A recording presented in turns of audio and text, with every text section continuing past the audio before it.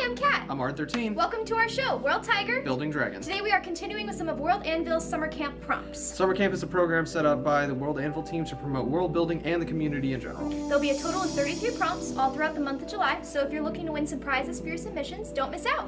World Anvil is a free in-browser tool that literally has everything that any world builder may ever need. They also have some really incredible subscription options. Totally affordable, totally worth it. You should check it out if you're interested. But anyway, let's get on to the prompt.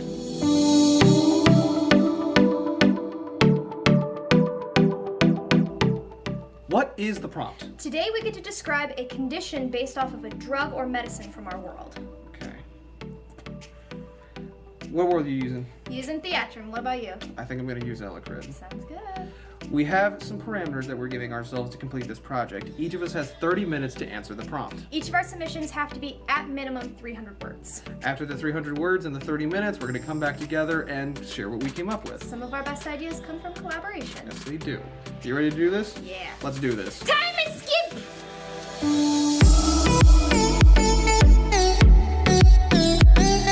So we're back. We're back. 30 minutes later. What are your feelings about this one? I found this one a little bit more challenging.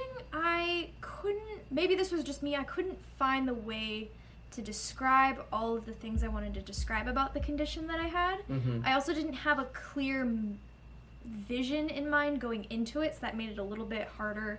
I kind of made it up as I went, which can be great, but sometimes it's a little like, okay, maybe this is how it works. No, maybe this works. I don't know. I kind of feel the same way.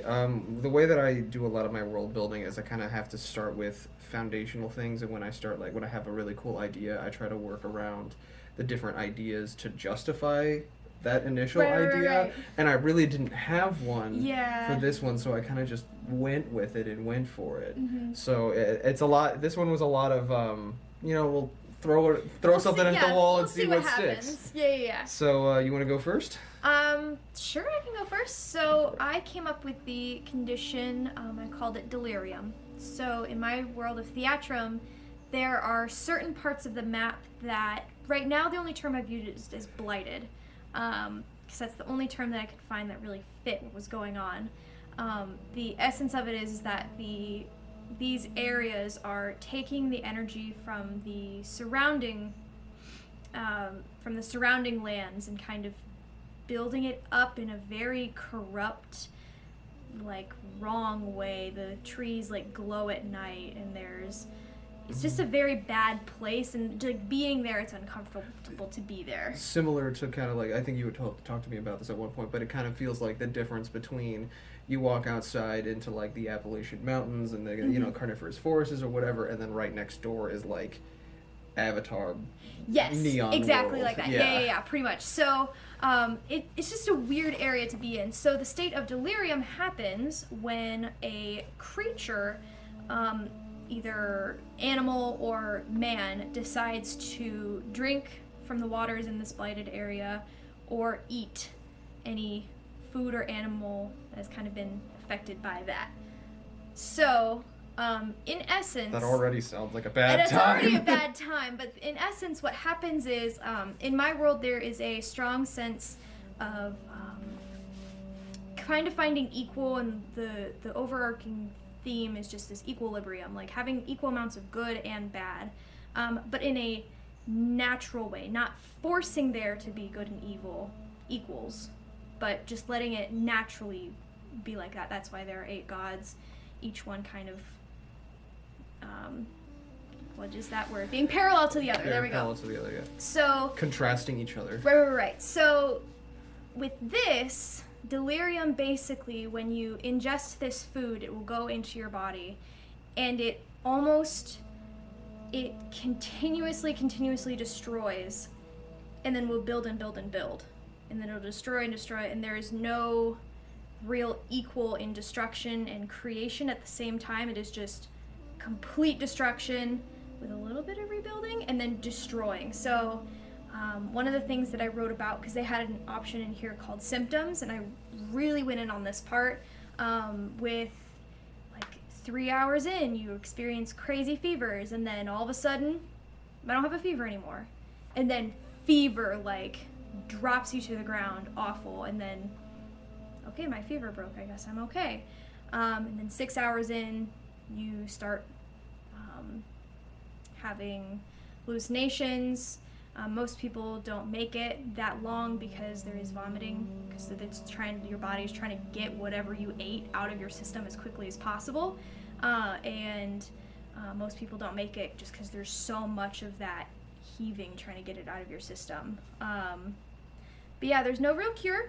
I went into that because if you eat something like that, it kind of infects your system, and then your body kind of takes on this state of constantly forcing your body to have an equilibrium, but in an unnatural way. I'm still trying to figure out how to word it. Like I said, this was kind of something where I was just like, and then now you're unequal, but you're also equal, so I don't know how this works out. It's the breaking of that homeostatic, like, feeling that we have as humans, or just, like, people in general. And, like, I'm gonna let you finish, but I think, like, something that you might want to play with then in that is, you feel really, really terrible because it's the aggressive destruction, just, like, constant, but then for, like, the briefest of moments when you're, like, fever breaks or whatever, you feel like I have the strength of 10 men. Like, things, like, it's the little bit of creation, uncontrolled, rampant creation, followed by, or predated by, like, complete and utter destruction, and it's the fact that it's, like, it's destroying and creating at the same time, but the destruction is outweighing the creation. So for, like, over the course of the pain that you're feeling, suddenly, like, maybe you were afflicted, or maybe it's literally just goes down to strength, like physical, like, strength or something like that. It's like, I didn't have the muscle mass before, but now I do, but I'm in pain, but I feel so good because I have all this strength. But and that actually plays really well into why these parts of my world are getting blighted, and why that is specifically occurring in Theatrim. I won't go into that because that's a bit of a secret, world secret, but that actually plays really well into it. So yeah, I'll definitely add that in there. One of the things that I did add, World Anvil had this option that really kind of inspired me into this idea, where you got to choose kind of like, what type of condition is this? So you've got bacterial, chemical compound, divine, genetic, fungal. Like, it really was able to, I was able to go through and be like, what kind of condition do I want to work with today? And I saw parasitic, and I was like, yeah, that's what it is. It's a type of parasite that goes in and just ruins your system. But I'm trying to see if I wrote anything else.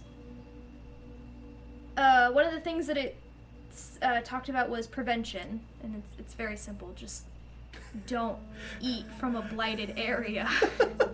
Just don't do it. It's I had a very similar reaction with mine. It's like, I think I wrote in here, it is a living poison upon Theatrim, and any consumption of its fruits or waters is a sure way to die. Like, you just don't do it. That is that's very much a more artful way of putting that, because I'm over here, just don't do it. Just don't. Like, don't do that. How can I prevent this? Don't do it. I think the only other cool thing that I thought was kind of cool in creating this was that if by some miracle of a chance you end up surviving, as through all of this destruction, and like I said earlier, most people don't make it just because of dying off of dehydration. If you do happen to survive, your system is so ruined and destroyed by this parasite that now you can only survive off of the waters and the produce in these blighted plains.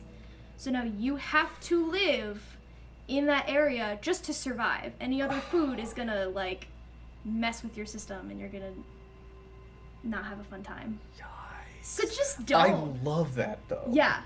I love that. I came up with that because I was like, okay, what if, because there will be one person or a couple people that manage to survive, the miracle cases. Where do they go now? Well, I don't just want them walking around, so now they're stuck. I really like that. I really like that angle, because out of everything that you have talked about with this,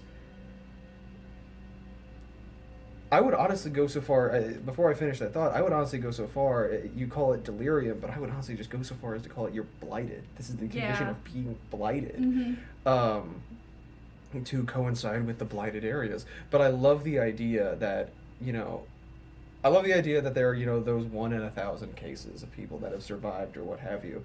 But I think it's very interesting to take that in Sorry, I the just way. had an idea. You just Sorry, got an I idea? just got an idea. That was my idea face of like, oh, they're gonna be called blight walkers. Like, oh, there they go. There it is. But I really like the idea that after putting your body through this, and by the miracle that you survive, the only way that your body is now it was put through the ringer so aggressively and so quickly Right. that it completely changed your physiology. That it's like, I will not survive off of anything but Right. this thing that almost killed me. Mhm. The only good thing about this condition is if you manage to survive.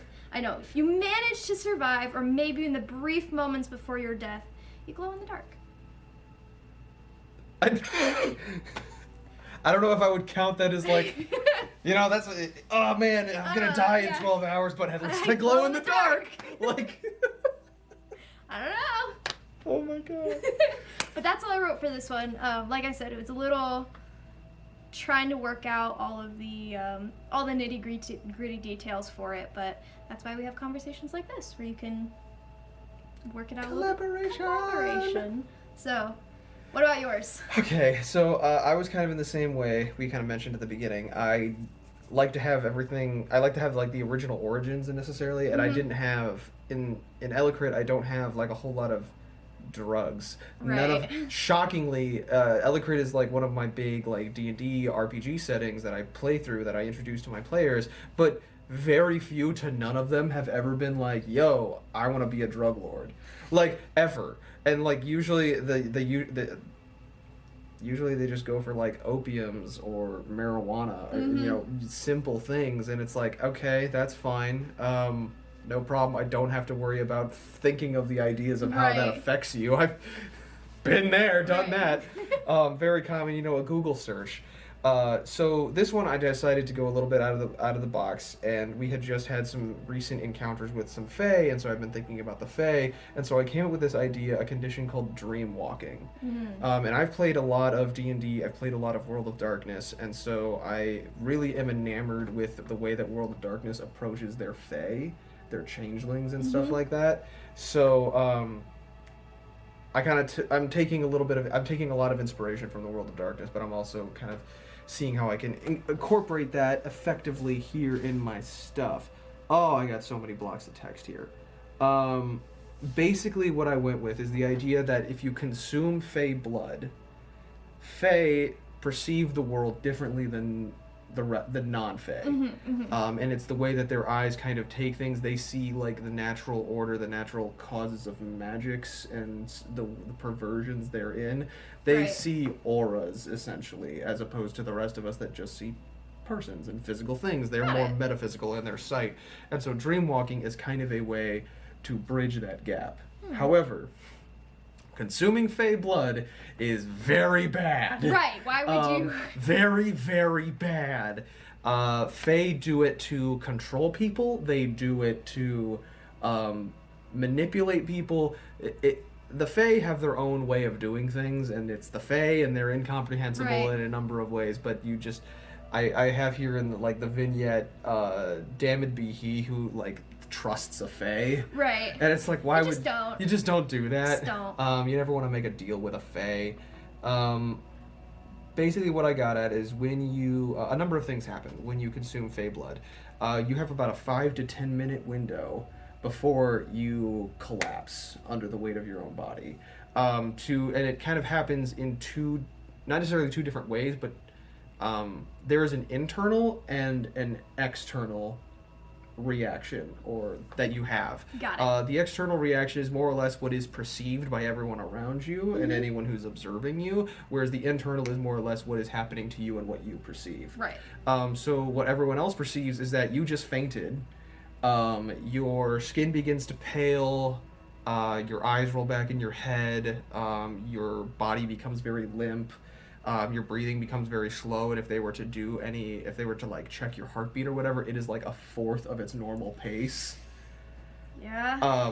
Whereas internally, what you perceive is that your body just collapsed, and you are now walking around in this twisted, fey, perverted setting, like where you are, but everything is twisted into like these sometimes whimsical, fanciful kind of areas, or they're just like corrupted, Horrifying. twisting, and incomprehensible. Right. You know, the way that the Fae are. Yeah. Symptoms, things that I kind of talked about, is that your 5 senses are affected, where you can't smell anything. And this is internally. Mm-hmm. You can't smell anything. You can still breathe through your nose, but you can't smell anything. You can't... Well, you can touch things, because obviously with your metaphysical, like, astral projection, essentially, of yourself, think Doctor Strange when he got pushed out. You can still kind of walk around and not necessarily tamper with things, but you can kind of interact with things. But, like, things that were soft could still be soft, but they could also be, like, coarse and rough, or they could have, like, a different sting to it or something. You never really know what your sense of touch is going to be every time you do this. It's different every single time. It's untrackable. In terms of your auditory sense, you can still hear what is going on around you in the physical world, but it kind of takes like second priority and is muffled in comparison to what you are perceiving in this dreamscape, in the dream walk. Another thing that is a byproduct of consuming the Fae blood is that Fae deal a lot in dreams. They deal a lot in the metaphysical. And I took that a lot of inspiration from World of Darkness, Changeling the Dreaming, and Changeling the Lost, and being able to go into people's dreams. Maybe a little bit of Inception, but like basically being able to interact and tamper with people's dreams, and basically the mental scape. So like they can see thoughts as they're coming out of people. They can see dreams, which are described to be kind of like blurry, amorphous forms that they can kind of either step into or like interact with in some way, shape, or form. So it gives you, like when you're dreamwalking, you get like this sense of almost being like a fae, where you have this power, but what it is doing to your body is very adverse and very toxic. It is addicting. It has the potential to be incredibly addicting. Fae blood already, I do believe, anywhere you look, is an incredibly addicting substance. So I just kind of like went with that, kept with that. The other thing that I wanted to say, because I didn't write about prevention, just don't do it. Just don't do it. Don't drink Fae blood. Some people, it has become such an addiction for them, and they have become so practiced and skilled in it, despite the fact that it's like destroying their body. You are not allowed, when you initially do it, you're not allowed to go so far away from your body. Right. As you continue to experiment and continue to push yourself, you can go farther and farther and farther. So there are some people who, I would assume there are some people in the world who have been consuming Fae blood for so long that they can go miles away from their body and like mess with things. And that's horrifying to think about, but also their mental state is completely and utterly shattered. They can't... The things that they have seen, again, I kind of briefly threw away like the whimsical, fanciful, but like the incomprehensible stuff is like the difference between consuming Fae blood, this happening to you, and like stepping into a Disney movie or stepping into Call of Cthulhu. Like, it's very different, and you cannot tell, you do not know what you are about to step into when this happens. There was one thing that I did want to mention.